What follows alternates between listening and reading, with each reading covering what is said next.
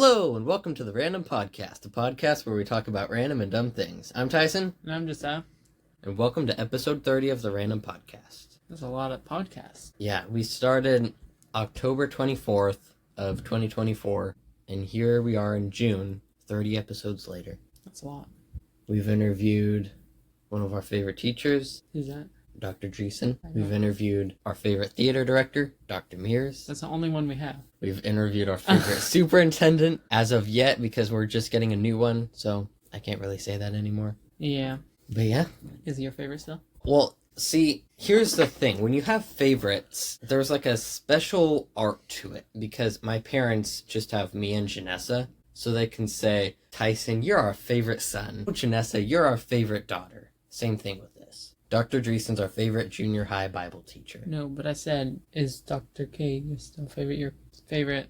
Well, now we have Mr. Huseman, so I can't say that anymore. Okay. Mr. Huseman will be my favorite current superintendent. Okay, so... I don't know. Maybe if Mr. Huseman knows some magic tricks, he'll move into the favorite list, you know? Mm-hmm. See if I can pick up a random death. No, we're not doing random deaths anymore. So here's the thing. I don't know. I don't even remember how that started. Somehow we got into a habit of saying random deaths. And then eventually I'm just like, you know what? This is dumb. So we stopped that, you know? And I honestly think that's a good thing.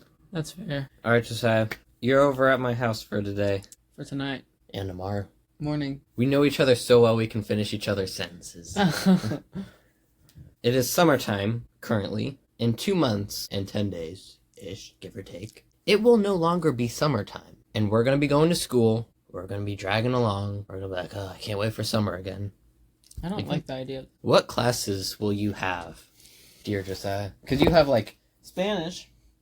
You have, 3 electives, right? Bible. I've got... Bible's not an History. elective. History is not an elective. Yes, it is. No, it's not. Elective are the 3 extra classes that you get to pick. That's right. History is required. Spanish. Spanish is an elective. We got band. Yep, and band. So, Josiah, when you start school, what are your 3 elective classes? Band. Okay. Band is a given, obviously. Yeah. Spanish. Spanish is also a given, for the most part. I don't know. You have study hall, right? That's right, yes, and study hall. I have PE. I'm actually going to be doing something during my extra period rather than just... It's called not having to go home and do a bunch of work so you can hang out with family. Like you hang out with family. I'm sure you go home every day so eager to spend more time with your lovely family. And Mitchell... Especially Ozzy. Well, that's fair. But you don't just want to go home and, just sit in your room and maybe finish some homework and then just, sit by yourself until it's time to go to bed? Or is that just me? That's just you. I will stare at my 3D printer, though. It's actually kind of satisfying. Because you're, always printing stuff out now, right? Yeah. Speaking of which, watch this. Listen, you mean? Yeah, that's the joke. Josiah printed me out a butterfly knife, so now I'm doing...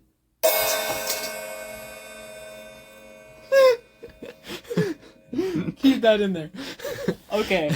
Well.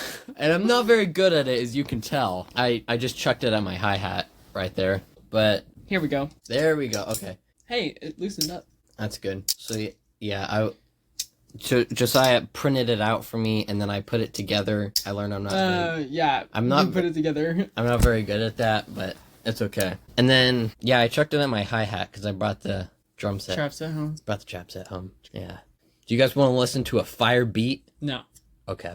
Well, what else do you want to talk about, Josiah? We could talk about that rocket. Oh, yeah. So I did model rockets in 4-H. It started out, I kind of just wanted to do it every year because I was doing it every year. I'm like, you know what? I'm just going to do this every year I do 4-H. However, the model rocket, let's see, I did one model rocket. It was pretty decent. I think it's that one. The next year I did one, and it was just black with red fins, and it got sent to the state fair and got all these awesome ribbons on it. I'm like, I didn't do anything to it, so yeah, that's that. That's that one? No, I had a different one that all the judges really liked, and it got sent to it went from the county fair, sent to the state fair, because it was nominated for that, and I did really well on it, and I didn't even do that much to it. And then I made another rocket, and I built it wrong. So Mom and Dad are like, all right, we'll buy one more. And so I made it, and I did not see that it needed a booster engine. I'm like, you know what? that's probably fine. I'll just use a normal one. But you could tell something wasn't right because it like didn't fit right. So we shot it off. So here's what a booster engine does. When you fire off your rocket, it goes up and then it's called a two-stage rocket because after the booster engine goes, it immediately fires the engine on top of it. You like stack two engines on top of each other. And when the first engine's done, it fires the one right on top of it and it goes even higher. So those are called two-stage rockets. Here's the problem. I used a normal engine and I learned it does fire the engine on top of it. The problem is it waits like 2 or 3 seconds. So I fired it. It went up in the air. It waited 2 or 3 seconds. So after those 2 or 3 seconds, it had slowly pointed down. And then it fired off again, went straight into the ground. Where'd the parachute go? It didn't have time to shoot off a parachute. Because what's supposed to happen is it's supposed to drop out of the sky and then like the top falls off and then the parachute pops out. It shot straight into the ground. So what the judges think?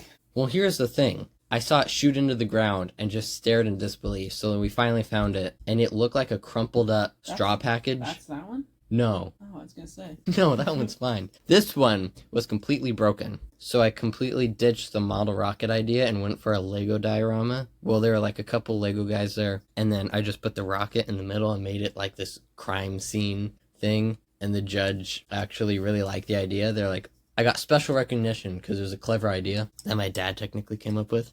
But the judge was like, wait, what engine did you use? Because that should have worked. And I just didn't tell the judge that I had messed up. I'm just like, yeah, thanks for giving me special recognition for that clever idea, but you'll never know that I messed up. Until now, that I'm publicizing it on Spotify. I've never heard that story.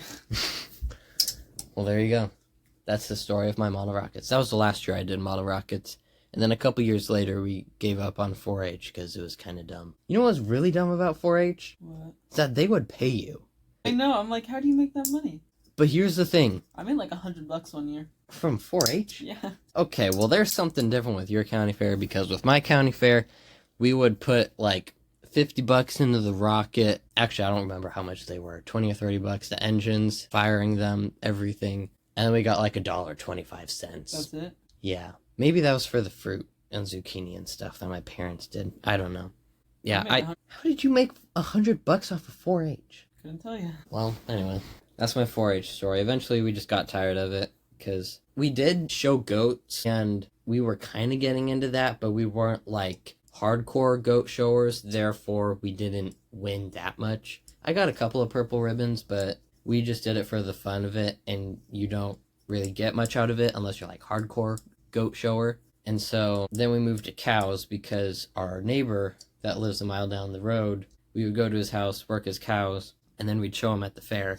He knows a lot more about the fair, and we did a lot better. But we did that for, I think, 2 years, and then we're just like, you know what, we're done with 4-H. And that was that. I did a rocket building thing for 4-H, and let's just say the guy got mad at me because I didn't put the parachute in right, and it didn't come out. Yeah, that's what happened. Yeah. Oh, I gotta tell you about my sister. So, 4-H had books where you were... So, like, my sister did woodworking.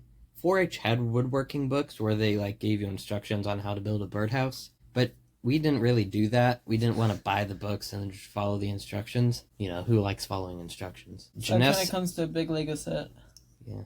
But, so my sister would just, like, go on the internet, find this cool birdhouse. She did this one where it was, like, blue. It had a star for the little hole in the middle. And then the shingles on the top were, like, red and white striped. It was, like, this really cool birdhouse. And she, like, sanded the paint a little bit and made it look really rustic and cool. So it was, like, the coolest birdhouse ever. So she submits it to the fair.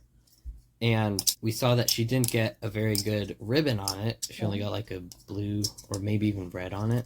So we looked at the other birdhouses that other people had made, and I think they had followed the instructions of the 4-H woodworking book or whatever. They nailed like a few boards together. They didn't even paint it. And they got like purple ribbons and everything, and Janessa got a bad grade score on her birdhouse. That did look really cool, and she did actually put work and effort into it. That's sad. Yeah, that was one of the reasons why we quit 4-H. That's valid. But yeah. I quit. My sister did.